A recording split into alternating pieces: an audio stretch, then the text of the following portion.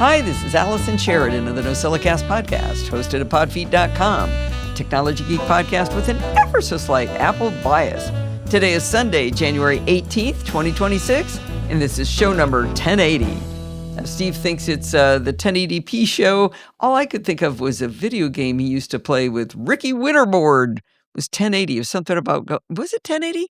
Something like that. Anyway, before we kick into gear with this week's show, I want to let you know that next week's show will come out early, I think on Saturday, because Steve and I are headed out to Texas for a few days to play with Kyle and her grandkids. That means there will be no live show on Sunday, January 25th. We can now resume our regular programming. Bart Buchatz has started keeping a running list of things he hears me say where I say, I don't quite understand this. He saves these ideas for what we call tidbit episodes of Programming by Stealth. They're kind of one-off topics rather than a mini-series where we do things like learning JavaScript or Bootstrap or Git, which goes on week after week in sequence. Over the years, podfeet.com has gone through quite a number of server changes as the site grew and technological advances made improvements possible. When Bill Reveal helped me do a major migration a few years ago, we changed the web server to something called Nginx. And along with that came something called PHP-FPM. I never knew what PHP-FPM was.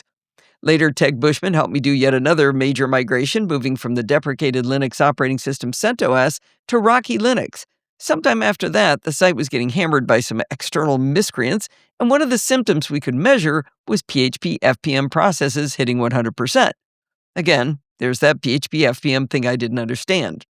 So, in our most recent installment of Programming by Stealth, Bart walks us through the evolution of podfeet.com kind of as a case study to explain the technology changes in web server management and what cool things are possible today that were not available to us more than 20 years ago when podfeet.com was born. The last part of the story finally teaches us what the heck this PHP-FPM thing is. If you'd like to hear the story as taught by Bart, check out Tidbit 16, How podfeet.com Works, over at pbs.bartificer.net. Before we get started with the first of our CES interviews, I want to put a little disclaimer funny thing at the beginning. You're going to hear me talk to this woman about a smart bird feeder, and I'm going to say, oh, you were the darling of the show last year. This isn't the company that was the darling of the show, but the products they have are really, really cool. So there's actually two companies, at least in this category, that we're presenting at CES, and I got them mixed up, but that's okay. You didn't even need to know that because this thing is really cool. All right, so this booth looks super nerdy. We got a bunch of pipes. We've got some chemicals on them here. We're not really sure what we're looking at. We got some fun meters. So Steve and I, being nerds, we had to stop by as engineers. I'm here with Steve and Barty, and the company name is? Aerleum. Aerleum. Yeah. And what is this contraption representing here? So at Aerleum, what we are doing is making fuels out of air. So here, what you can see is our reactor containing our patented material. And this reactor is able to catch the CO2 and transform it directly into different kind of fuels. And the first fuel we are doing is called methanol. Methanol. Yeah. Oh, okay. And methanol is used to power, for example, ships. It's also used to make sustainable aviation fuel. And it's also a building blocks for the world chemical industries, making plastics, paints, solvents, all that kind of crucial commodities. Okay, so air. Now, is this a simplification I'm looking at here, or is this really representative before I describe it? It's a kind of simplification, but more or less... Because we have a very small pipe that says air, yeah, and it travels down, and we got a couple of little meters here, and then powered by air, and then magic happens, and it's methanol. Exactly. I think there's probably a little more to it than that. Yeah, it's a bit simplified, but basically what happened is air is going through a larger pipe than this one inside the reactor. Then the CO2 is trapped by our material. You can figure it as a sponge. So air passes through a sponge. The CO2 is trapped by the sponge. The rest of the air is released in the atmosphere. So air without CO2 released in the atmosphere. Once we have saturated our sponge, so our sponge cannot take more CO2, we stop everything. We stop flowing air. We flow hydrogen, which is the reactant that will react with the CO2. We heat up the reactor, and magic happen at the surface of our sponge, Or- the reaction. Maybe I could call it patents happened. Sorry? Patents happened. Exactly. This is in the reactor you're talking about, right? Yeah, it's this. Actually, this one is the reactor we have in our lab to make our optimization on material, etc. But the one we are building right now in our company in Paris is human tool. Okay. Where does the carbon go? Sorry, Where does the carbon go from the CO2? where is The it? carbon. Where does the carbon? The C in CO2, where does the carbon go? Somewhere. I see. Is there carbon in this? Yes, Okay. it's CH3OH. Methanol is the first alcohol you can do. Okay, Steve, you explain the answer, what he said to me. Methanol has carbon as part of Okay, so carbon's not a byproduct, it's part of methanol. Exactly. Oh. Carbon is trapped inside the methanol. Okay, you didn't have enough. ME is what confuses. It's not. ME is not a chemical, so you didn't have enough. We'd have to walk all the way around to read the label if it had the Exactly. CH2. Okay. Me is for methyl actually, and methyl is CH3. Okay. That's why. Okay, there we go. Well, So- that's for chemists. This sounds like it's going to solve the problems of the world. Yeah, it's cool. We just need to scale up the technology. Right now, we are making 100 of kilos per month of methanol. So 100 of kilos per month of products means we capture 140 kilos of CO2 in the atmosphere. So it's already kilos, but it's not enough to solve our big problem. But yeah, once we will be at full scale, that could change the way we produce commodities. So how much energy do you have to put into this to cause this to work? Actually, this process is one of the most, let's say, efficient process we have in this domain. We achieve 55% energy efficiency. So it's the energy we put inside this process. We recover more than the half at the end with power of the methanol itself. So are you energy neutral, or are you putting more energy in? You need to be getting the energy from somewhere. Yeah, you always more or less always put more energy than That was a you test. recover. Yeah, because it's more or less like for example a thermal engine. I think it's below 30% the energy efficiency. Here we go up to 55% because of this patented material, which can combine different steps. So we remove a lot of energy-intensive steps that are actually used in the industry, in this industry. So that's why we are I the thought best that in was the really that cool, market. and I think Steve should Do you have get a that method bird for first using birthday. the methanol to power this? Not yet, but actually that's a good idea. Explain to you how I mind map all of Very system good, settings very for good. macOS If 26. people want to learn I more about stumbled what you're across doing, some I'm guessing applications it's not a hidden in product on the macOS market, but if they're I'd never interested in seen this, before. where would they go? I explained that while I knew They about the can ones that were have in a look at our applications, website, utilities, which some folks may not have realized were there. www.aerleum.com. I'd found some And very Aerleum is spelled deeper. Aerleum. I told you at the time that I might come back and tell you about one Actually, of it's them. like petroleum. Later is now. But we remove The petrol, oddest and which most is taking the intriguing app carbon I in the discovered air is called with Panel air. Editor. When opening and air, every it's single AER, option in system settings, Greek or spelunking Latin deep inside base. accessibility, Very I good, wandered very into good. the Well, thank you section very much. for We those all with wish motor you the control best of needs. luck. I found Thank you so keyboard, much. Because we and need within it. there, saw the Yeah, option to thank you so toggle much. on something called Accessibility Keyboard. Within the same area, there was a button that said Panel Editor, and it explained the Panel Editor allows you to customize the panels shown by Accessibility Keyboard. I found Panel Editor again within the motor section of Accessibility, but this time it was under pointer control. We're going to do a deep dive into the Panel Editor application, but when I discovered the option to open it, I got curious about where on earth this application lived on my system. As I said, it wasn't in Applications, and it wasn't in the Utilities folder within Applications either.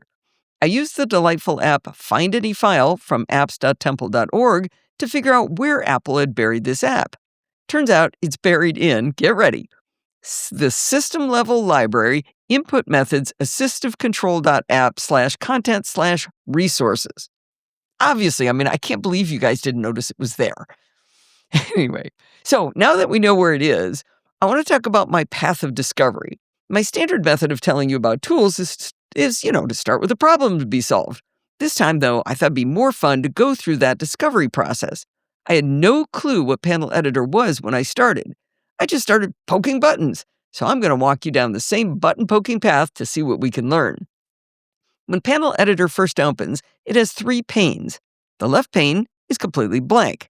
The center pane is an empty grid, much like the fancy engineering graph paper we used to use that shows you thicker lines every inch and thin ones for smaller increments. At the top is a button that says Add Panel with a plus sign and a grayed out minus sign button that says Remove Panel. The right pane is also blank, but helpfully it says No Selection. Above the right pane are 4 icons. The first 3, Add Button, Group, and Ungroup, are grayed out. The last icon is Inspector, and tapping it simply closes and opens that right pane. I guess I can start calling it the Inspector pane since it said Inspector. That leaves us with literally one button that does anything, and that's Add Panel. Selecting it opens a drop-down menu with a list of items to choose from: Empty, Current Text, Dwell Actions, Dwell Home, 8 different keyboards like ANSI, ISO, GIS, and Numeric, and finally typing suggestions. Since I have no clue what any of these means, I decided to start by selecting Empty.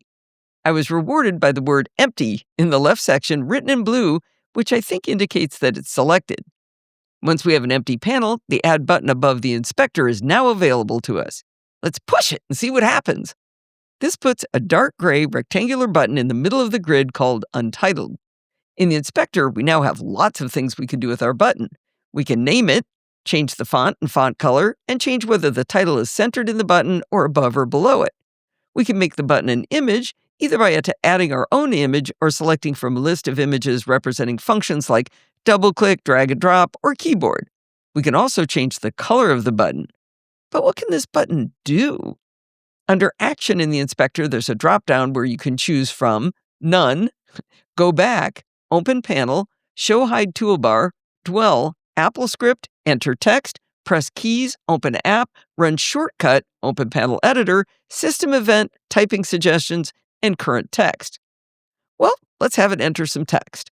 Under the action, when Enter Text is chosen, there's a field to type the text you want it to show, so I put in, "Hi, this is Allison Sheridan." Pretty inventive, right? There's a checkbox to treat this as a sticky key if we want.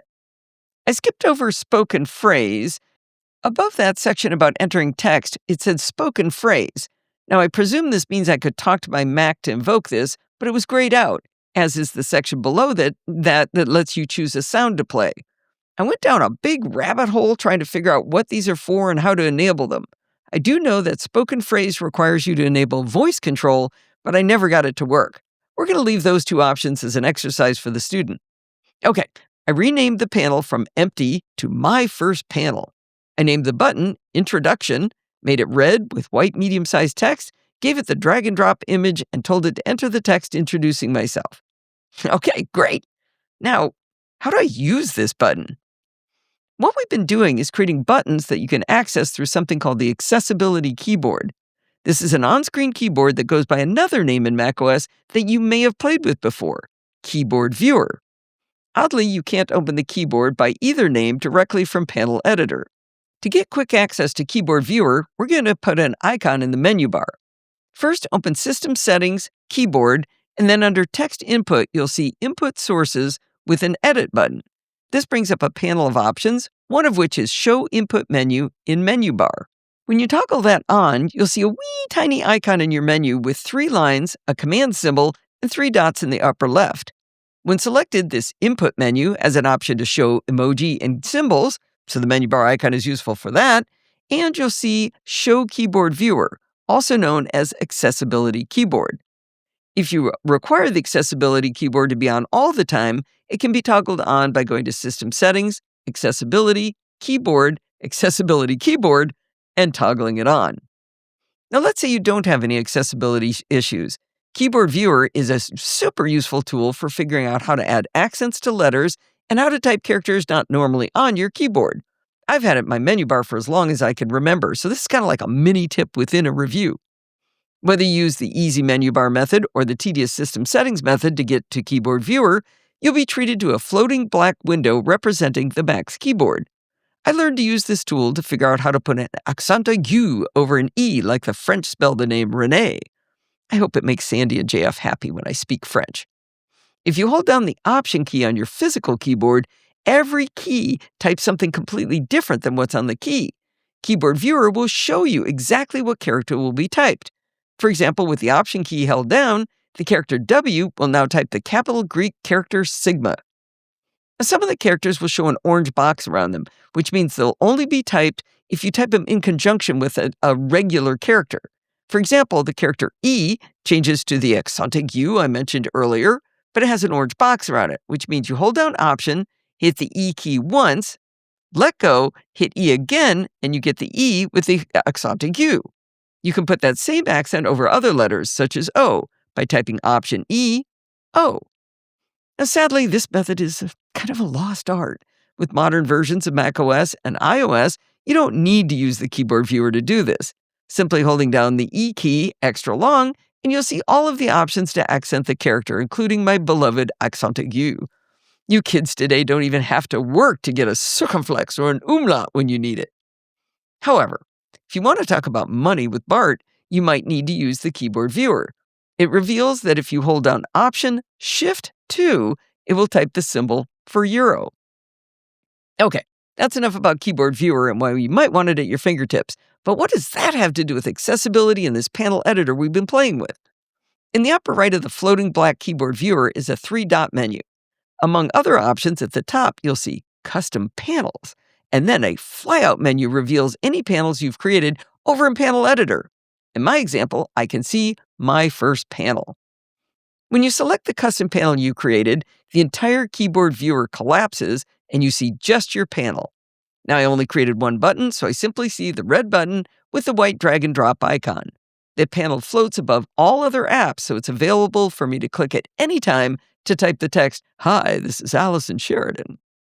Once you've got your panel open, if you want to get back to editing, you can use the 3-dot menu to choose Customize from the drop-down button, and it'll open Panel Editor again. While you're editing your custom panel, the panel continues to float on screen, but you won't see the changes reflected automatically. If you save from Panel Editor, you'll be asked, would you like to restart the accessibility keyboard to begin using the updated panels? If you say yes, the panel will disappear. In a few seconds, the accessibility keyboard will come back on screen, and then you can use your 3-dot menu yet again to open your custom panel. I tested adding a button to launch an application, telling it to open the app Mona for Mastodon. I grabbed the icon from Mona and made that the image for my Launch Mona button. Now that I understand how these images work, I changed my text entry button to look like a keyboard since I was telling it to type something. I used the action Press Keys in Panel Editor to run a Keyboard Maestro macro that opens whatever image is in the clipboard with my application shotter. You can rearrange the buttons on the grid, change their sizes, and align them so they look nice. At this point in my discovery, I started to understand how powerful Panel Editor combined with the accessibility keyboard can be for those with motor control issues. Combined with voice and eye tracking devices, it would be a lot easier to use a Mac with the right setup of buttons. At the same time, I started thinking about how this could be very useful even to those without motor control challenges. I've been able to build essentially a virtual on-screen Stream Deck, much like what Elgato introduced back in June. And one of the reasons Stream Decks are so powerful is that you can have multiple pages of buttons. With Panel Editor, you could create multiple panels and then put buttons on each panel to switch to other panels, just like you do with a Stream Deck. Opening up my panel is a bit tedious, even with the input menu in my menu bar, because it opens the keyboard viewer, not to my panel. But by poking around in the buttons, I found a way to make it even easier. Back in Panel Editor with a specific panel selected, but no buttons selected, the right pane has a drop-down called Show, and by default, it says in Custom Panel List. That's what's selected. That's why we can get to it from that 3-dot menu in Keyboard Viewer. But if you change it to as Home Panel, then it comes up automatically when you choose Keyboard Viewer from the input menu in the menu bar. If you'd like to have your custom panel and keyboard viewer showing, especially if you actually use it as an accessibility keyboard, then change Show to as Toolbar. Then you'll see your buttons above the keyboard, so you get the best of both worlds. I mentioned that one of the reasons Stream Decks are so powerful is that even with a smaller Stream Deck with fewer buttons, you can have lots of pages to flip through, depending on what you're doing. In Panel Editor, you can set a specific panel to auto-show for specific apps. Let me explain by example. In the panel menu, I can set my custom panel to show for specific apps, And let's say I want to show it when I'm using Bear to write the show notes. Instead of making my 3-button panel the default, I can leave it as part of the custom panel list. That'll give me Keyboard Viewer showing in its default condition. But when I switch to Bear, it automatically changes to the little 3-button panel I created. Isn't that cool? You can assign a specific panel to be shown for multiple apps as well. Now, whether you're currently abled or need assistance, you may want to move your panels to different Macs. Perhaps you're helping someone else build the panels that they need to comfortably and efficiently use their Mac, or perhaps you live the multiple Mac lifestyle. Like the panel editor application itself, the panels you create are buried really deep in the system, but it's easy to save a version where you can actually find it. In the File menu, choose Duplicate. The window title across the top will be very long. I don't know, it's got this long gloppy name, but it turns out it actually gives you access to the Save As dialog box if you widen the window enough. It's got that little downward chevron you've seen before when you want to rename a file. If you do select that, you can save the file, share it with yourself or your friends, family, and even coworkers if you like those coworkers. Now, you can't double-click that file to open it, because while it looks like a single file with the .asc config extension, it's actually a package file. But on the recipient Mac, open Panel Editor, and from the File menu, you can easily choose Import Panels to bring it in. Just in case you want to try this, I compressed my first panel as a zip file, and I provided a download link to it in the show notes. Give it a try. The bottom line is that I had a lot of fun discovering this hidden gem buried in macOS, and I hope you enjoyed this circuitous journey I took you on before you got to know what the heck I was teaching you. I'm not sure this is for everyone, but we're a pretty nerdy crowd around here, and I hope you'll give it a try and just think about what Panel Editor might be able to do for you. Believe it or not, I skipped over a lot of stuff in Panel Editor, so maybe you'll find even more fun to be had. All right, so this booth looks super nerdy. We got a bunch of pipes. We've got some chemicals on them here. We're not really sure what we're looking at. We got some fun meters. So Steve and I, being nerds, we had to stop by as engineers. I'm here with Steve and Barty, and the company name is? Aerleum. Aerleum. Yeah. And what is this contraption representing here? So at Aerleum, what we are doing is making fuels out of air. So here, what you can see is our reactor containing our patented material. And this reactor is able to catch the CO2 and transform it directly into different kind of fuels. And the first fuel we are doing is called methanol. Methanol. Oh, okay. And methanol is used to power, for example, ships. It's also used to make sustainable aviation fuel. And it's also a building block for the world chemical industries, making plastics, paints, solvents, all that kind of crucial commodities. Okay, so air. Now, is this a simplification I'm looking at here, or is this really representative before I describe it? It's a kind of simplification, but more or less... Because we have a very small pipe that says air, yeah, and it travels down, and we got a couple of little meters here, and then powered by air, and then magic happens, and it's methanol. Exactly. I think there's probably a little more to it than that. Yeah, it's a bit simplified, but basically what happened is air is going through a larger pipe than this one inside the reactor. Then the CO2 is trapped by our material. You can figure it as a sponge. So air passes through a sponge. The CO2 is trapped by the sponge. The rest of the air is released in the atmosphere. So air without CO2 released in the atmosphere. Once we have saturated our sponge, so our sponge cannot take more CO2, we stop everything. We stop flowing air. We flow hydrogen, which is the reactant that will react with the CO2. We heat up the reactor, and magic happens at the surface of our sponge, or the reaction. Maybe I could call it patents happened. Sorry? Patents happened. Exactly. This is in the reactor you're talking about, right? Yeah. It's this. Actually, this one is the reactor we have in our lab to make our optimization on material, etc. But the one we are building right now in our company in Paris is human tool. Okay. Where does the carbon go? Sorry? Where does the carbon go from the CO2? Where is the carbon? Where does the carbon? The C in CO2. Where does the carbon go? Somewhere. I see. Is there carbon in this? Yes. It's CH3OH. Methanol is the first alcohol you can do. Okay, Steve, you explain the answer, what he said to me.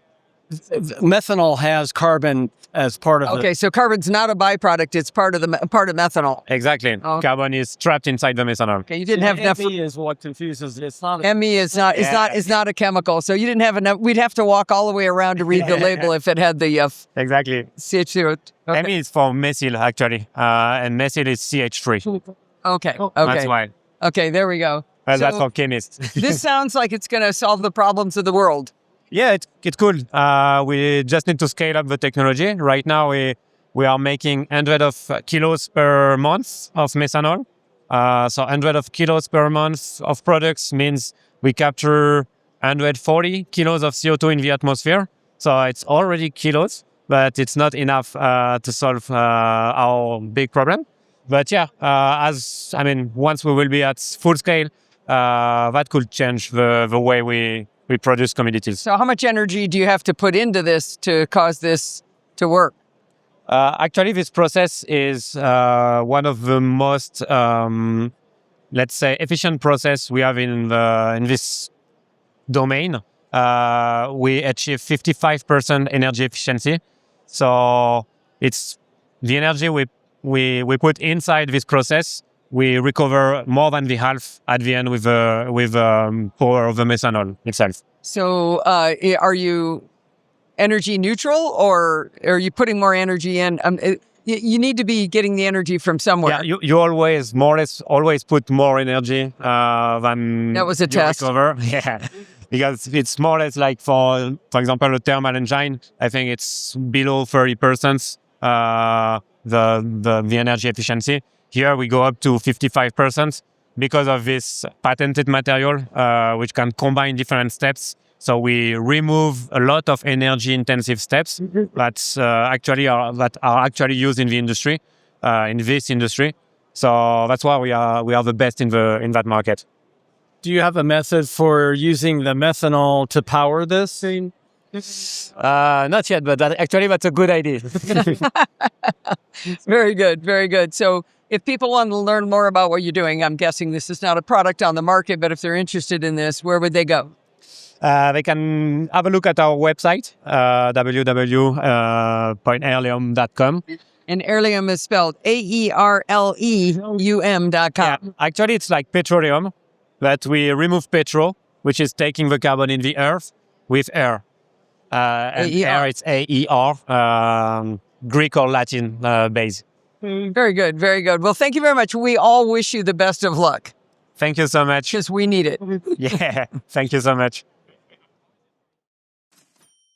Whenever someone makes a new pledge to support the Podfeet podcast via Patreon, I immediately log into the service to check their work.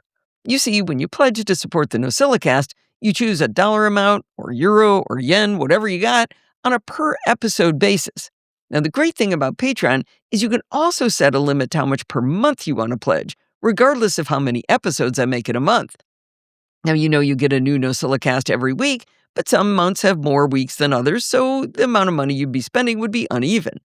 Now, the reason I check is that I get an email that simply says what the per episode pledge was, but that doesn't tell me what monthly limit might have been set by someone, and once in a while, people have made mistakes that would have left them quite cranky with the service and with me. That happened just this week when John Denning became our latest Patreon donor. His per episode pledge was extremely generous, so I wanted to check whether he'd set that same amount as his monthly max. Turns out he'd set his monthly max to $240 a month. Now, I know John, and he's a fantastic guy and very generous, but I was relatively certain that's not what he meant to do. I wrote to him immediately, and he was able to fix it to set it to the correct amount. I tell you this story for two reasons. One is to thank John publicly for the years of support through fun email exchanges, as well as his generous donation. The second reason is to let you know about this monthly max trick, which makes managing your money easier and more consistent. If you'd like to check it out, please go to podfeet.com/Patreon and pledge your support.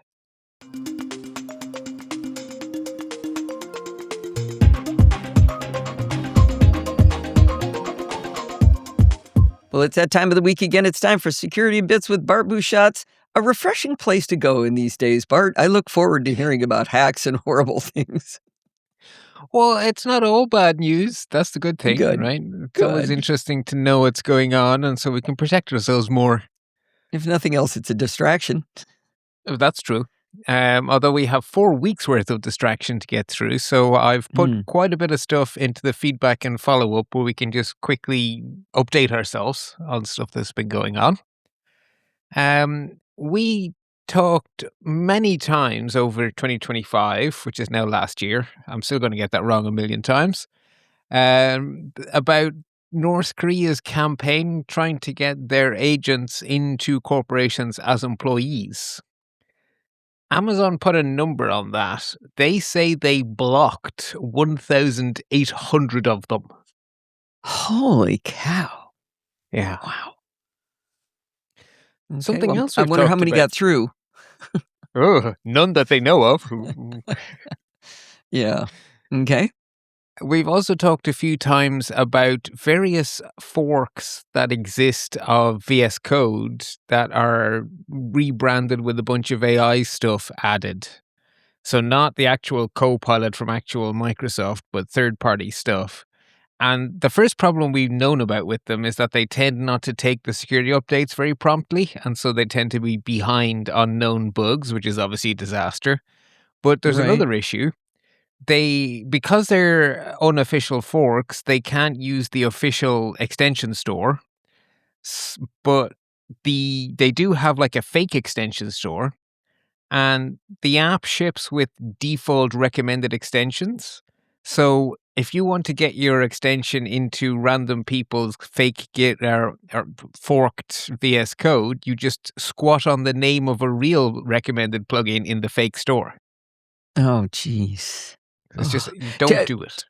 Just to review for anybody who doesn't know what VS Code is it's an IDE, an integrated digital development experience. I forget what the environment. stands for. I said, there we go. Basically, it's a place where you can write code, and the cool thing about VS Code, written by or owned by Microsoft, is that it has a really lively community of extensions that you can add that do things like spell check if you wanted to, or look for give you a way to highlight little bugs and stuff. So that's what he's talking about when he's talking about this fake extension store. So yeah, I guess just go to Microsoft to get VS Code. Yeah, and if you want AI, A, you can have Copilot built in, or B, there's loads of plugins for all the other AI companies out there. There's no need to go for a forked version of VS Code. Just extend the real one. Good. Stay unpieced. Yes. It is also no surprise to any long-time listener that Meta don't really put the rights of their users ahead of profit. I don't think that's shocking to us. But, wait, is there gambling going on here? Yeah, exactly. Reuters had an interesting story of the systematic approach they take to avoiding proper oversight of their ads as they're required to by law. Just, make you feel happy. Great. Another theme of 2025 was, if your router is obsolete, throw it in the bin, because you can't be safe. QED, there is an unpatched flaw in a brand of router called Totolink or Tutulink. Not entirely sure how you pronounce it, but if you have one of those, make sure it's not an EX200, because if it is, in the bin it goes. Okay. Yeah, don't even give these away to your neighbors or your family. No, unless you hate them. Good point. Your enemies, give them to your enemies. And also, we've talked already about known problems with obsolete D-links. Well, strangely enough, they're being actively exploited now that there are known attacks on obsolete D-links. So in Good the old bin. D-link. Okay. Yeah. And then finally, to make things a little happier, we had a very fun chit-chat across the pond, number 827, on DMARC and DKIM and all of those kind of things. And if you're wondering why it might be important, a little case study from Microsoft, who are warning people that Office 365 using corporations who have failed to correctly configure DKIM are being actively attacked. And the result is that employees can get spoofed email that appears to be from HR. Because DMARC isn't telling Microsoft this isn't real, so they can't block it. Oh, wow. So that's up to every corporation to do that because it's their domain that they need to protect with these settings. Okay. Correct. Yeah, if you own a domain that has email on it, you have to configure it properly. And if you don't, you're putting all of your employees at risk. And this is just a real world example of it actually happening. It's not a hypothetical risk. It's real. Okay, well, that makes that lesson, even though it was super nerdy and for people who manage their own servers, has gotten a surprising amount of people going, "Oh my gosh, this was fantastic! I love knowing all this and understanding it. Now I can go set it up." So that was a very popular episode. It was. And the other one was people going, I'd done all of these things and I was pretty sure I was all right, but it was nice to know why I did them. Yeah. Right. So we have 2 deep dives because we've had 4 weeks worth of news. So the first one is the one I want you to pay the most attention to, I think, because I think there's the most thing to be aware of for more of our listeners. So it's been a bad couple of weeks for Bluetooth. We have an evolution of a story we talked about last year, and then we have a whole new named bug. It has a fancy pants name because it's important. So first to the known issue, we talked about a problem with a firmware by a Chinese manufacturer that's been rebranded in lots of fairly well-known products from people like Sony, JBL, Bose, and Marshall, hardly obscure brands. We talked about these a few months ago. There was a responsible disclosure saying there are bugs, there is firmware, install it because in 6 months' time we're going to release the details. Well, 6 months have passed, the details are out. So if you have been holding off on checking if you have the latest firmware for your Sony, JBL, Bose, or Marshall headsets, check. How do you check on a headphone? That's going to depend on the vendor. You're going to have to look at the manual. If you bought a product from Sony, they're going to have to tell you how to update it because it won't be the same for anything else. Okay. I don't know that I've ever been told by a headphone that there was a firmware update that I can think of, but it's possible. You mostly buy Apple stuff, right? And I've got some Bose headphones. I've got Shocks, I mean, I've got a lot of other brands. They're not smart enough. Basically, the smarter the products are, the more you need to worry about these kind of things, as we're definitely going to learn about it with the next vulnerability here. This is too smart by half. Okay. But the products have a manufacturer. They have help pages. You're just going to have to go to those to check whether or not this is something you need to do. And to see whether or not you care, attackers can, via this vulnerability, initiate phone calls or accept incoming calls silently. So they can basically become your headset and take your calls. They can use the Bluetooth API that cars and other things use to access all of the phone numbers stored in your phone. They can trigger your voice assistant like Siri or Google Assistant and make it do things on the attacker's behalf because they're in control of Hey S Lady or Hey G. Or they can eavesdrop on you using your microphone, all of which has to happen within Bluetooth range. So if you're working in an environment where any of these things would be a problem, check with your vendor. Okay. Now, the one with a shiny name, the new name is Whisper Pair. The new name of a vulnerability. Yeah, a big one. Get used to hearing about Whisper Pair because I don't think this story is done. Uh-oh. This affects really big brands. This affects Google, Jabra, JBL, Logitech, Marshall, Nothing, OnePlus, Sony, Soundcore, Xiaomi, and even Beats. Not Apple, Beats. And it's all down to Google. So not Apple's own brand, but it's Beats is owned by Apple. Yeah, but Beats has advanced Android compatibility, and that's the source of the problem. So all of this comes down to something called Fast Pair, which is a protocol Google invented to give their users an experience similar to what you get with Apple's own branded stuff, where it just pairs by opening the case and all of this cool magic. Right? The experience of it. I'm going to add another company. Bang & Olufsen's on this list too. Oh, okay. I think I was using a summary from Cyber Insider, so I guess they have a different opinion of who's most important. Okay, I'm using the link that you put in the show notes to whisperpair.eu. It's great. He's got it's got a list of all the different specific models from those companies that are vulnerable.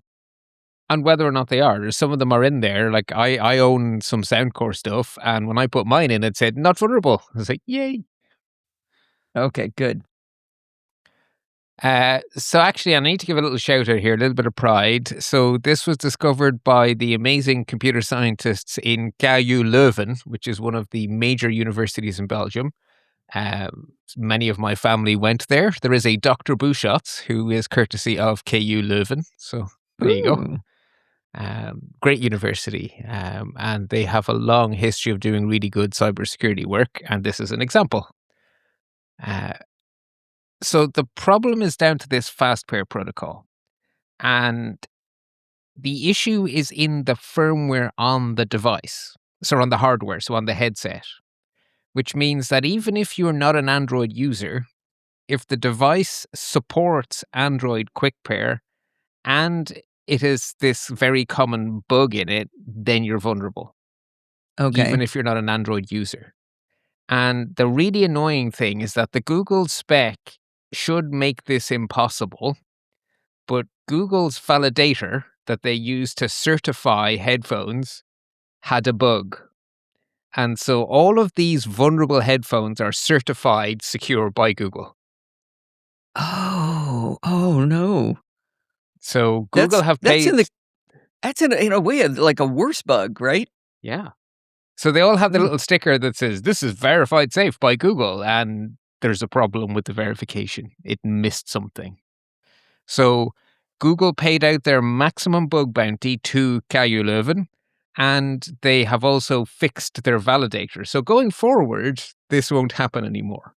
But the only way to fix this in existing headsets is a firmware update.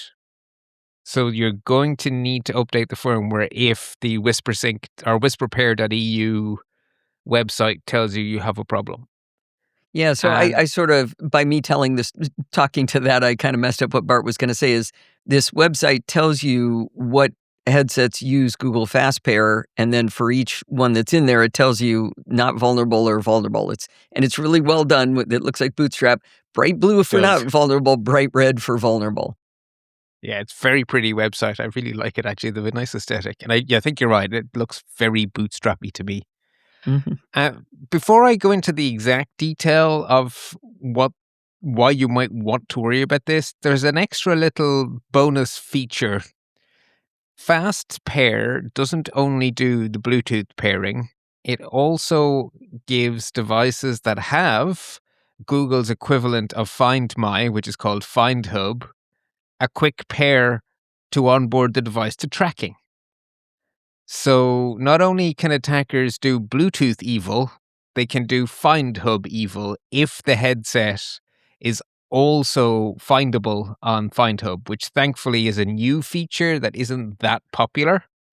Okay. But those devices have extra big problems. Now, there are 3 caveats, thank goodness, to that Find Hub thing. So the first is most devices don't have it because it's new.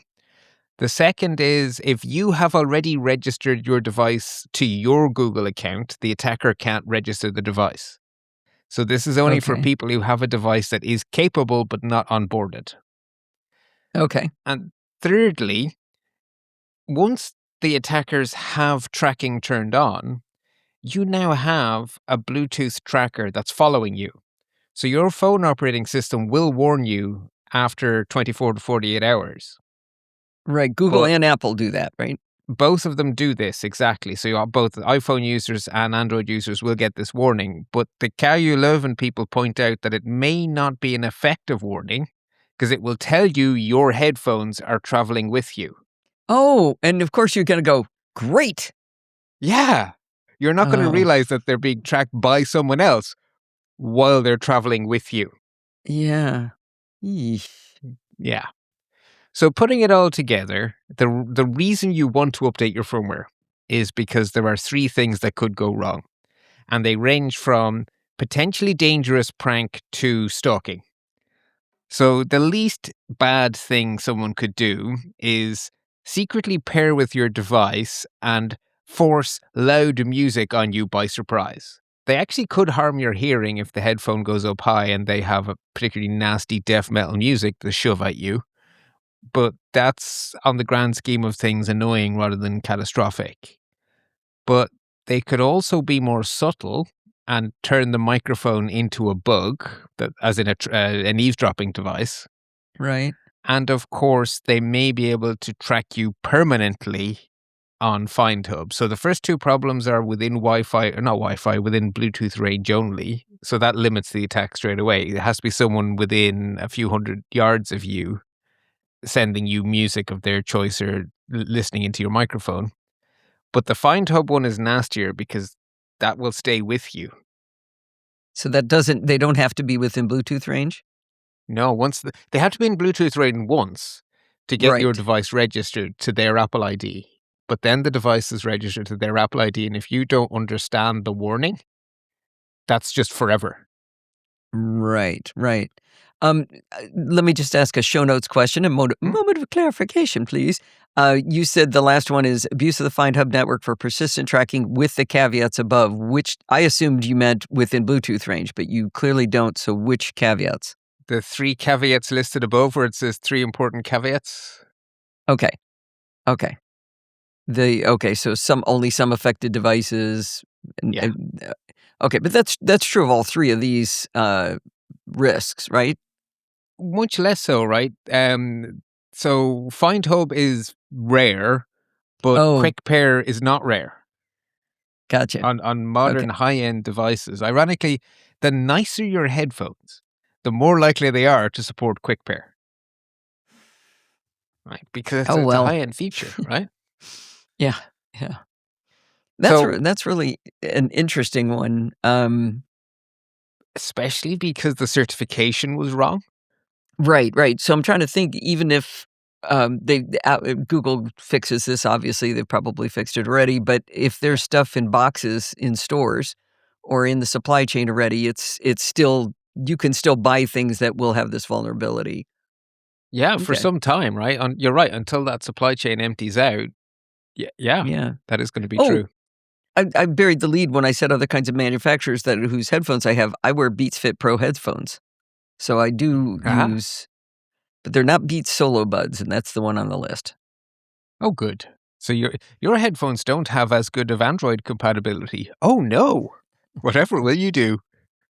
Oh, okay. So they actually, if you do, they've got a list of all the ones that are vulnerable and not vulnerable. But if you do a search, you will get more that may say unknown. So if I just type, there was only one Beats in the initial list, Beats Solo Buds. But if you do a search, there's actually 6 Beats options in there. And none of them, the rest say unknown, but none of them are Beats Fit Pro. So I guess I'm okay. Okay. But so do a search, not just look at the initial list. And I guess if you own unknown headphones, come back in a week and try again, because I imagine as more becomes known, that website is going to update. That's not stuck in stone. Okay. Well, that's icky. Thank you. Yeah, well, the second one is courtesy of you. So if you find this one icky, it's your fault, because you flagged this one in the chat, or in the Slack at podfeet.com/Slack. And I thought it was very interesting how you phrased it in Slack. You basically said, this sounds like clickbait, but it's from Brian Krebs, so I think the sky might be falling. Right, because the headline reads like, oh my God, this is horrible. And if it was anybody else, I would have gone, well, let's see what the real story is. Yeah. So I thought that was interesting, because the issue you've run into there is that you are right to trust Brian Krebs. Like, there is nothing in that article that is not true. Mm-hmm. But he didn't write it for you. He writes for an audience of cybersecurity specialists. So his focus is on telling you all the technical minutiae and all the possible implications and risks that the industry needs to be aware of. But they're hypothetical risks, not stuff that puts you in danger today. So what you care about is, what is the risk for me and my family now? And that I will care if evolve. Bart puts a fire extinguisher next to it. That's what I care. Yeah, I can't really, because this could become a big, big problem. But right now, today, it's a much more confined problem. So the hypothetical risk is very bad. I'm But also the- glad you're doing this because his article was really deep and I kept trying to understand it and it got harder and harder and harder. It's quite long. Yeah. So you're gonna summarize what the story is here? Well, I'm going to outsource that. I did read it all, and then I found a good summary. So the reason Brian Krebs isn't the perfect link for you is because he's not talking to you as an audience. However, there is a publication who have really good technical people who are aimed at regular folk, and that's Bleeping Computer. Their audience is home users, and what I find them so amazing for, which is why they keep showing up in our show notes, is they are really good at being technically correct, but telling you what's important to regular folk. And so thankfully they tackled this story. And I'm just going to quote their summary because, hey, outsource to experts, right? So the way they describe it is researchers observed increased activity from the malware. So the malware in question is something that is called KimWolf. That is a botnet, and it is a real botnet, and it is very big. There are a lot of devices recruited into KimWolf. So here, that was the context. So researchers observed increased activity in malware since late August. Over the past month, KimWolf has intensified its scanning of proxy networks, put a pin in that, searching for devices with exposed Android debug bridge services. Common targets are Android-based TV boxes and streaming devices that allow unauthenticated access over Adobe or Android Debug Bridge, ADB. Most affected Android devices are in Vietnam, Brazil, India, and Saudi Arabia. That was very, very, very, very deep in Brian Krebs' article, that little nugget. Okay. The general recommendation, so this is now them speaking, is to avoid low-cost generic Android TV boxes and to prefer Google Play protected certified devices from reputable vendors such as Google's Chromecast, NVIDIA Shield TV, and Xiaomi My TV Box. So that's actionable. I'm going to change one more word. Just re-say it. Google Play Protect certified. That's something you should see on the box. We don't want to discount Vietnam, Brazil, India, and Saudi Arabia. Anybody who's listening from there, we care about you too. We do. Now, other coverage uses less colloquial terms than Bleeping Computer. These devices that are affected are sold as ways to pirate television. Oh, interesting. They are pirate boxes, which is why they're not on the Google Play services and why they're not getting the proper updates, because their function is to give people access to stuff they're not paying for. Interesting. Well, now, Brian also talked about smart picture frames. That was in the hypothetical category. So I'm going to get to that, right? So right now, today, the people who have a big problem are people who have Android TV boxes of dubious origin. So they're not Chromecasts. They're not from these major vendors you've heard of. They were probably sold on the black market to get you free Sky Television in the UK without paying for it, those kind of things. So we call them dodgy boxes in our local media. Okay. Which is a very Irish way of saying devices for piracy, but dodgy boxes. That's a good name. Yeah. So that gives you an idea that this is not the kind of thing you're going to stumble into unless you start to go into the darker edges of the internet. So no hair on fire today. Okay. But these attackers did use a very interesting new approach. So let's now that we know not to set our hair on fire, let's dig in a little bit more and see what the possible future risks are. So at the moment, the attackers are using these Android TV boxes, but there's no earthly reason you couldn't use any Android-based device that is not signed up to Google Play services. So Google Play services means you have the official Google Store. And a few years ago, Google realized that they could never update everyone's Android, but what they can do is update 90% of Android through Play services. So Google Play services is how they sneak security updates into devices whose vendors have abandoned them. So Google Play Okay. services actually gives you a lot of protection. So any Android device with Google Play is way, way, way more secure than any Android device without it. And that's very useful. So I do think the advice of avoiding Android-based, basically smart devices of any kind from vendors you've never heard of remains really good advice. It's one thing if they're Matter certified, because now they have literally been tested in a lab.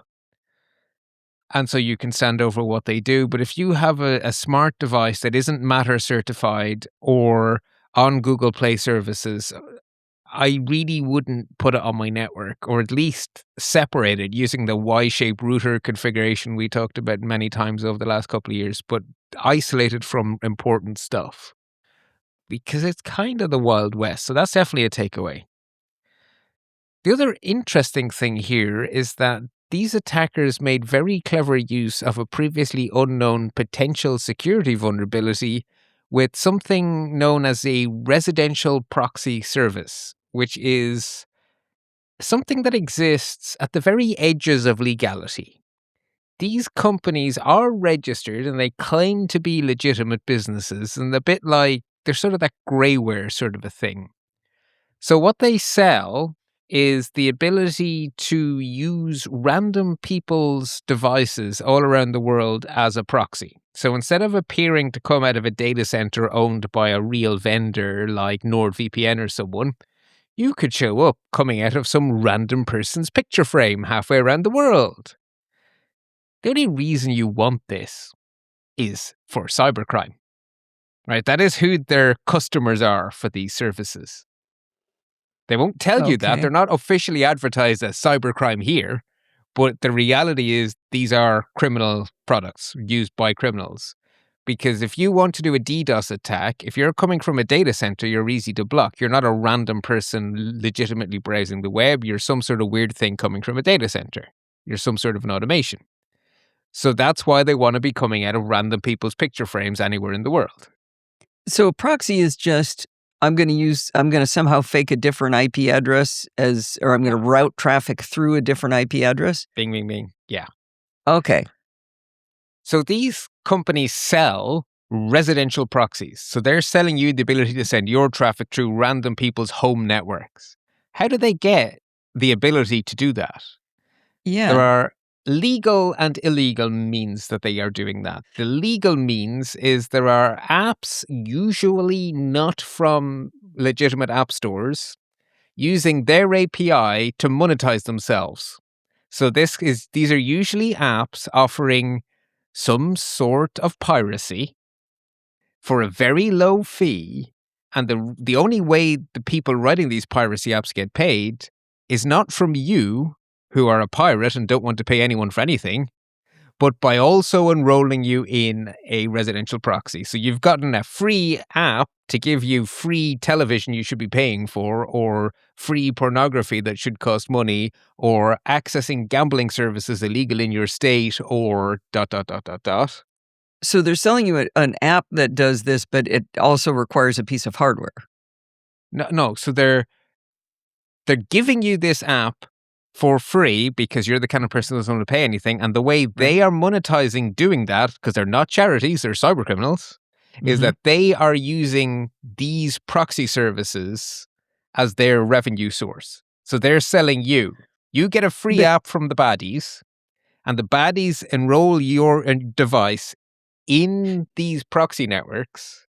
But that's what I'm saying. I have to not only get an app that says I want to, or that allows me to bypass these laws or whatever, pirate something, but I also have to have a device like one of these routers or I have to have some device that... Your phone. You said device. Your phone. The thing that runs the app. So if the app is an Android app that's sideloaded, because it will almost certainly be sideloaded. So the phone itself is the proxy. The phone itself becomes the proxy. Oh, so the phone okay. isn't what's being hacked. The phone is a mechanism. Right. Because it has an IP address. Yeah. So Android Debug Bridge is how these dodgy TVs are being hacked. But Android Debug Bridge only listens on the LAN. So how can someone on the other side of the world attack your Android TV? They need to be in your house. And the way they discovered you can get into the house is that these dodgy residential proxy services don't bother checking for 169 addresses. So they will let you Okay. proxy to a local address. So instead of going to the public internet through some random person's phone, they go to the person's LAN through the random person's phone and then Okay. attack their television, where they can then get permanent access forever and ever, amen, because who brings their television out of the house? Mhm. And now they have a permanent point of presence in people's houses. Wow.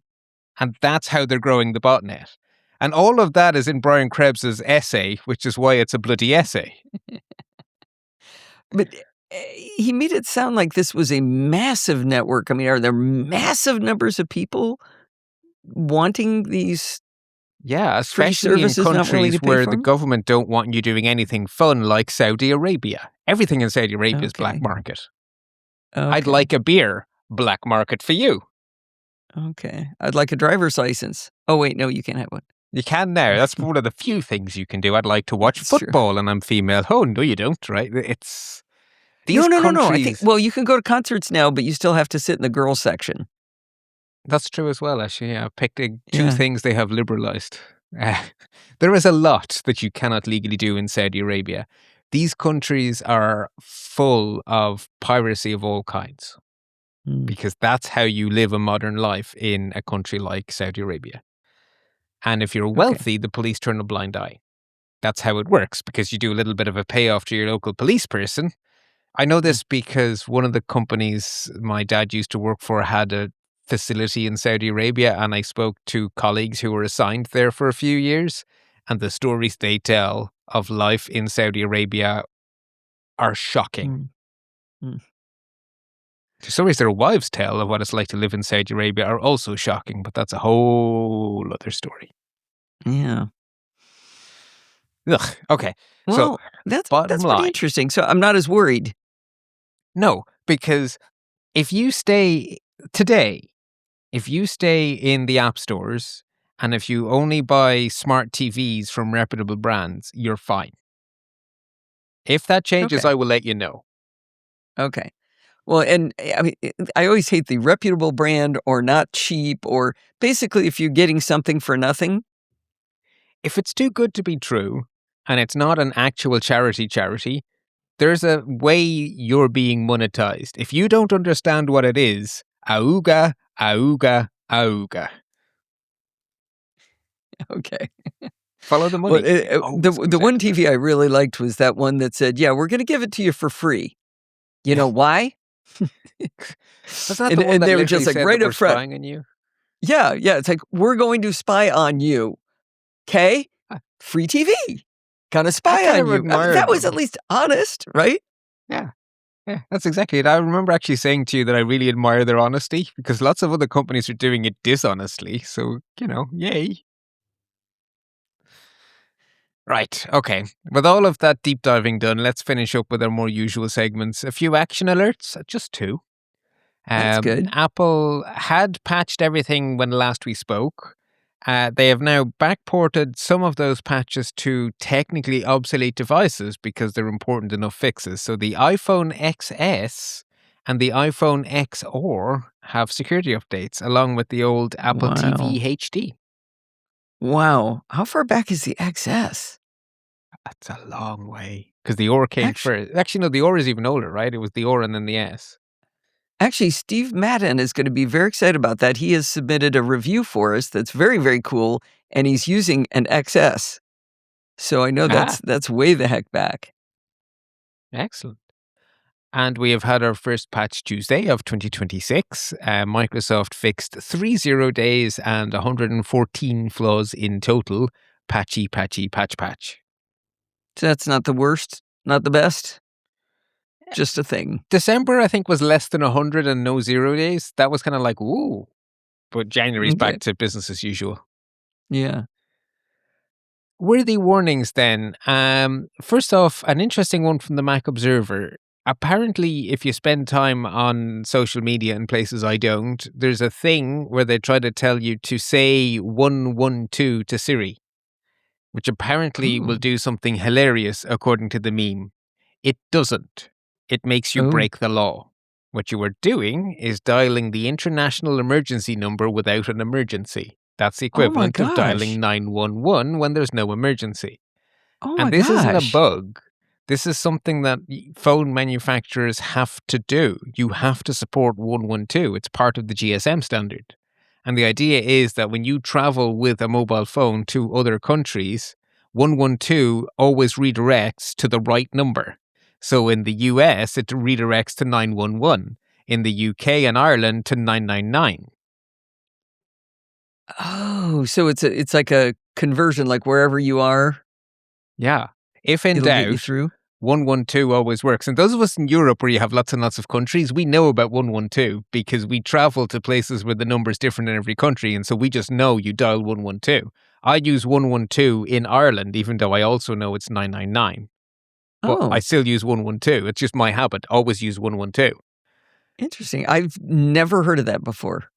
Yeah, because in America, you have an entire continent almost where everyone uses the same emergency number, 911. You guys just know Right. 911, and it probably works in Canada too. But I'm going to Finland and Spain and Portugal and Ireland this year. Yeah, so you should knowing know it. Yeah, 112, that'd be a good it's number kind to of know. why I made a point of saying it here, actually, Yeah. because you are the kind of person who does travel. So 112 is a great habit to get into.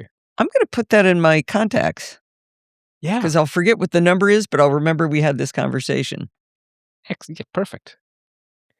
Now, the next three stories are the kind I really hate. There are major corporations who are definitely not being forthcoming and truthful completely, but it's not entirely clear how much it is they're not telling us.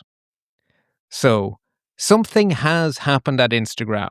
They have leaked something to someone, and as a result, there is a wave of fake password reset emails that are phishing, going to actual Instagram users. They insist everything's fine. There's obviously something not fine. I don't know the detail because no one does. So this one isn't too bad because if you get a reset email and you didn't ask for it, don't do anything.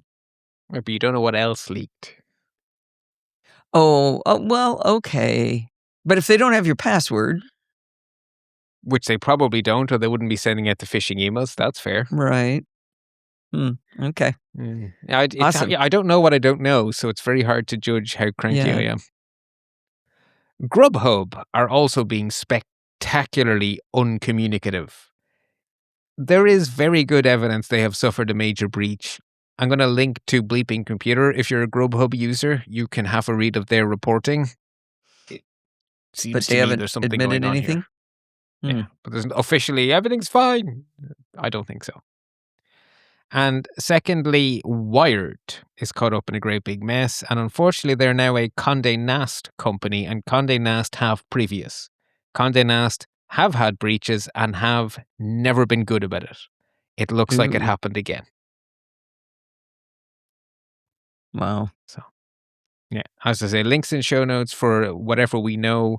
For the Condé Nast one, Bleeping Computer have done some original reporting, and they have verified the leaked data is real. So it seems there is a problem. But we may never know because it's Condé Nast. Yeah, pretty much. Notable news then, and I have very much put these so that it's good news at the end. But to be honest, I don't see any actual bad news in here now that I look at my show notes again. First off, Leo Laporte and Steve Gibson like to recommend an app called Threema, which takes a different approach to privacy, very good approach, where every contact has a traffic light with one of 3 states, hence it's called Threema. Utterly unverified people are red. People you've communicated with before but never verified person to person physically are orange. They're probably okay. And people whom you have scanned each other's QR code in real life and therefore know for sure are 100% verified are green. And so everyone has a traffic light, hence Threema. They're a privacy forward company and they're outside the US. That's their selling point. And they are a for-profit company, not open source, which is why I prefer Signal. But they are an interesting alternative, and they were sold, which worried me because, what's going to happen? Turns out they were sold to private equity who focus on providing European digitally sovereign, privacy-friendly services. So they're investors who want Europe-based stuff to exist, not Right. the kind of private equity that strips assets and sells everything quickly. That's cool. So Yeah, your so show notes my- say still a good alternative for users outside of America looking for digital sovereignty and privacy. Can't people inside America have that too? Isn't that good for us too? Absolutely. Okay, just checking. You can benefit from that, but the Yeah. target audience is very much Europeans who are wary of being within reach of US law enforcement. Good. Your local state has a very nice privacy law, very much inspired by the European laws, and that has moved on. So the CPAA promised to do a few things, and one of those has now become real. So CPAA says you should be able to opt out of all sorts What's of tracking. CPAA? The California Privacy Something Act. I think that acronym might be out of order. It has some C's and P's and A's in it. CC. I'll look for it. CCPA, I thought it was. California Consumer Privacy Act. CCPA. CCPA. You're right. Yay! I was going by memory there and rather pleased with myself. So They for have a people new in acronym. California, that's the thing that does the pop-up that says, do you want to opt out of cookies? That is one of the things it does. It is a much broader law. It gives all sorts of rights. And one of those rights is the right to opt out of tracking. And they have now made that right easier for Californian citizens to opt into by providing the Delete Request and Opt Out Platform, or DROP. This will get you out of all of the data brokers in one easy step. Really? Yeah. Does it stop the pop-ups? No, that's a whole different part of the law, right? The data brokers. No, and not right. pop-ups I and- don't understand. Don't say right. Don't say right. I don't know what you mean. It sounded like the same thing. No, the data brokers are the companies who build secret profiles on you and sell them for profit. And so you get to opt out of them having a profile on you if you're a Californian. So the tracking and the data selling are two separate functions? They are, because the website tracks you, and websites can track you for their own reasons, or as a way of making money by selling the tracking they are doing to data brokers. So Drop deals with the data broker problem. The Gotcha. cookie bit deals with the tracking problem. I am going to tell all my friends. And this one you can remember, Drop. Right? You don't need Yeah. to remember what it stands for. You just need to go to Drop. Yeah. I like that. Also, I was very pleased to see that while there are certainly aspects of the cybersecurity of the US government that are leaving a lot to be desired in 2025, enforcement 2026? of consumer rights are actually doing pretty well. So Good. all of these stories broke in the last few weeks. So California shuts down the sale of health data in a major enforcement action. That is, again, targeting data brokers. Texas sues major TV brands for spying on consumers via smart TVs. That includes Sony, Samsung, LG, Hisense? Hisense, thank you, and TCL. And Disney have done a settlement where they've agreed to pay $10 million for illegally tracking children on YouTube. Disney was doing it? Jeez. Yeah, I know. That's not a good look, is it? No. So I think it's great that these enforcement actions are still happening. So that, a little bit of good news. I like seeking it out. Yeah, And speaking I of- want to give you one quick thing on Drop. I just went to the website while we were talking, and the first thing you have to do is consent to disclosure of your personal information to data brokers because they have to have it in order to process your deletion request. They do. And But they've so got under it anyway. California law, you're adding like a master cookie that says you can't build a profile. So they have to store the fact that I can't build a profile on Alison Sheridan. And they have to, but this is also letting them delete it. Right. Because they have to do two things. They have to delete what they already have. So whatever they've gathered for the last 20 years, they have to throw it in the bin, which I don't think they like that aspect of the law, but that's now the law. Mhm. Elections have consequences. And they're not allowed to rebuild the profile. So that's why they have to keep the little token of your identity to say that I'm this person who I've deleted. I am not allowed to undelete. I am not allowed to start again. I'm not allowed to build a new profile. Because otherwise, if they only deleted once, a year later, you'd have a giant profile again. Okay. So, finally, some little software updates that are just going to make the world a little bit safer. None of these are earth-shattering, but they're all nice. So Apple have improved AirDrop a little bit in the latest version of iOS. One of the issues over the years has been non-consensual sharing, so pushing sharing things at people who are not on your contacts list. And that was used to particularly nasty effect on airplanes once or twice with threats of hijacking, which caused planes to be force landed and stuff. Now, if the person you're trying to share at is not mutually in each other's contact list, so if they don't have you in their contact list, you can't push at them unless you give them a code they type in, which they're not going to do if a random stranger taps you on the shoulder on an airplane and says, hey, the code is 437. Please add that code and let me send you a file. So that Wait a nips minute, but the recipient can still switch to share with everyone for 10 minutes. Right. No? And if they do that and you initiate a connection, then you have to exchange a code with each other. So you're sitting next to Steve. Steve has to say, really? oh, yeah, that's grand. I can see you now. 437. Why? That doesn't seem like, that just seems like added pain in the backside, not helping me. As a recipient, I already actively said I would like to share with everybody for 10 minutes. Right. But that means everybody. So if you're on an airplane, you've just proactively said hundreds of people. So the one person who's actually trying to share with you is next to you. You're trying to share with each other. The whole point of this protocol is it's for face-to-face transfer.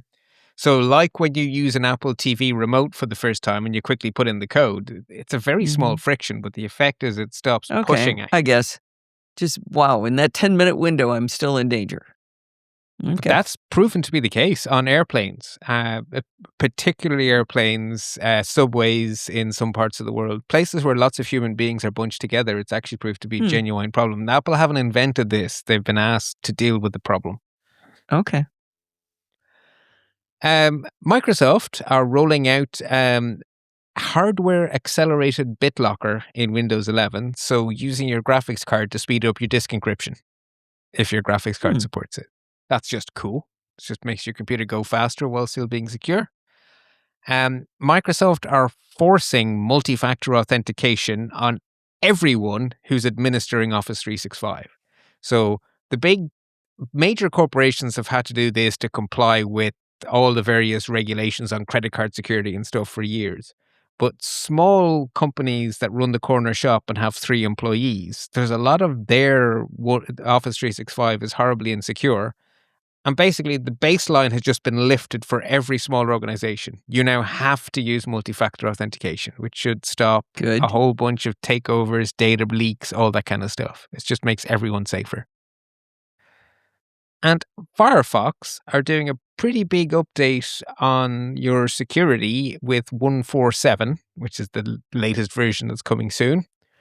They're going to be on 3 digits pretty soon. Well, now it's a new version every 3 months, isn't it? Isn't it a 3-month cadence they're on? I don't remember. It's either monthly or 3 monthly, so it's going up fast or very fast, but it's definitely going up fast. They have a thing called safe browsing, and they've just done a major revision from the 4th version of safe browsing to version 5. Basically, it just tightens up all the defaults, makes everything just that a little bit safer on Firefox. I have 2 interesting insights, and these are not something I think everyone should read, but I think there are people in our audience who might find value in reading them. So the first is a really nice overview from Bleeping Computer of the biggest cybersecurity stories of 2025. It's actually a very thoughtful look back at the year. Some people may find that enjoyable. Definitely not enjoyable, but you may want to know. Brian Krebs, yet again, has a detailed analysis of the negative changes in cybersecurity under Trump 2.0. So that is an overview. I didn't enjoy reading it, but I did read it all. Insightful as always. And then finally, this is very nerdy, But the takeaway is very interesting. So in order to secure something, you have to have a language for the whole community to share. If you can't even describe a problem, how do you try to cooperate to fix the problem? Right. So the first step when there's a new cybersecurity problem is to agree a language. And that has just happened for agentic AI, which is definitely a big new buzzword. So OWASP, the people who are famous for their top 10 lists, have released their first draft top 10 vulnerabilities for agentic AI. So that when people are having conversations about what do I need to think about when thinking of deploying agentic AI, now you have 10 bullet points to focus your attention. When researchers are trying to figure out whether or not a specific agentic AI is vulnerable, they have 10 topics that they need to investigate. So this just makes it possible for cybersecurity to work. This is very good in this Wild West world of agentic AI. I don't think I've heard of OWASP before. OWASP. I've mentioned their top 10 in passing every now and then. It's one of those, basically the OWASP top 10 of most common vulnerabilities hasn't changed much since the 1980s because people make the same dumb mistakes on their websites since the 1980s. It's very depressing. Okay, so this is a framework that gives you an ID, a risk, and a description so that you have a, like you say, almost like a lingua franca. You've got a common language to discuss. Okay. Yeah. This is very important, Cool. but very, very dull and boring. There are things like cascading failures, unexpected code execution, supply chain vulnerabilities. I'm closing this tab. I don't want to look at this. No, this other people should secure you from this stuff, and they're now able to do it better. Good. Do we get to do palate cleansers yet? Why, yes, we do. Would you like to go first? I would love to go start. If you know anyone under, 20, you may have heard them laughing about the number 67. If I've got grandchildren and they just think this is the funniest number in the world and it means absolutely nothing. XKCD took it on, and it's fantastic. There's a banner across the top that says Mathematical Society 2025 meeting, and there's 4 people talking. The first one says, any other new developments from the year to cover before we wrap? Second person says, oh, the teens picked a new funny number. The third person says, aw, I'm glad to hear they're still doing that. And the fourth person says, I'll add it to the list. And the numbers are 23, and in parentheses it says skidoo. You remember the old-timey 23 skidoo, 42, 1337, 69, 58008. You have to have used a calculator in high school or in elementary school to get that one. 420. I got that one, I'm old. and now 67. So I just love that. It's like it really brought it into perspective was that we all have had these numbers in our youth at some point. Yeah. Oh, the second, I get 2 of them. I get 2. And Canton in our Slack at podfeed.com/Slack put a link that took me a minute to get. The link is to guthib.com, guthib.com. When you click it, all it says is you spelled it wrong.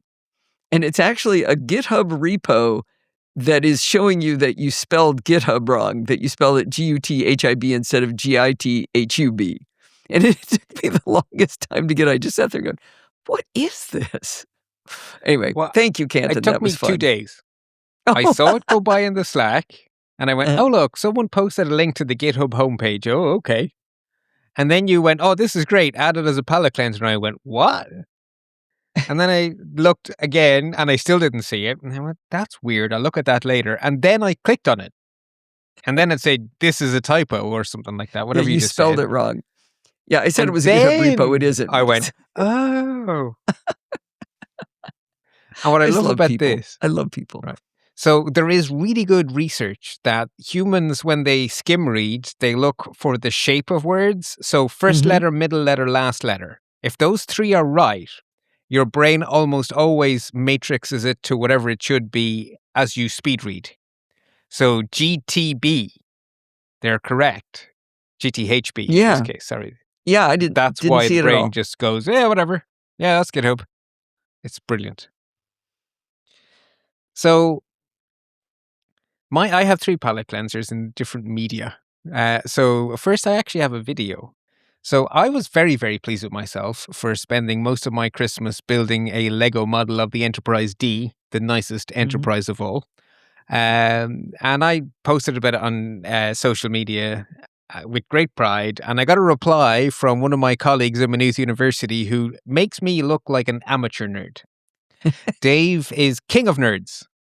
And he built something called an orrery out of Lego. An orrery is a moving model of the solar system. So it's basically spinning circles on top of spinning circles. And so you have the sun, the earth, and the moon. And when you crank the handle, they spin around each other accurately. Oh my gosh. I've never heard of an orrery, but I looked it up thinking you did a typo. ORRERY. Oh, that's it's a difficult fantastic. word to say and to type, but it's a real one. Yeah. Did they create it or is there a kit? I believe there's a kit, but either way, that's even more nerdy than my Star Trek Starship. Yeah, that's pretty fun. I love it. The music behind it is the Harry Potter the music. Planet, is it? Oh no, it's Harry Potter's magical. Yeah, you're right. I recognize it. No, you're right. Oh, that's awesome. The next one I have is an audio recommendation. So there's a podcast I've been enjoying called Kill Switch, and it's generally really well told scary stories. And I don't mean scary as in horror fiction, I mean scary as in cybersecurity and privacy. The kind of stuff that goes in the worthy warning section and we skate over quickly, but it's really well told. Like Darknet Diaries level kind of stuff?